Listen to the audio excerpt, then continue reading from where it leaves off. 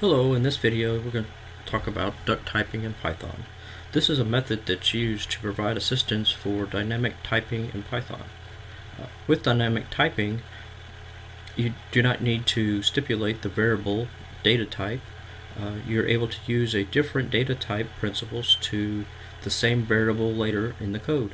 For example, in the below code snippet you can see X is assigned an int, a list, and a str. X equals 14, print integer X, then X is equal to 100, 200, 300, 400, list, or they're printing the list of X, and then X equals duck, print the str X. When you run this code, you'll see the Python interpreter return the results without an error. This is results of dynamic typing. Programming languages such as Java will require you to announce a variable and note its data type.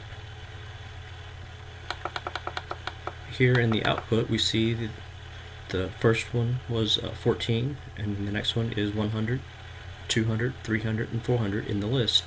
And then for the last one, the str, we see duck.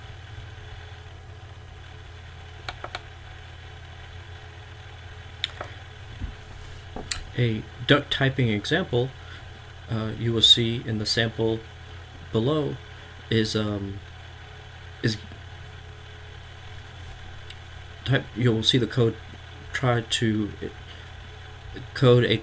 give it a try, and if it comes across something unknown, it attempts to solve it anyways. In the below code, treat it as a duck if it can swim and has wings. If not, try something else. So we see the class is duck, def is swim, print I am a duck and I can swim. The def here is wings, print I am a duck and I can fly. And then we go on to class deer. The def swim, print I am a deer and I can swim but I cannot fly. For animals in duck and deer, animal.swim and animal.wings.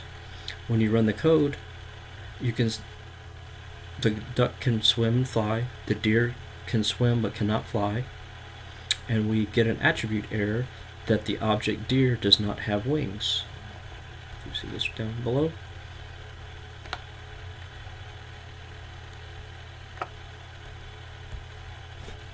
Because above we just have the class duck is swim and wings, deer just can swim. Thank you again for watching the video.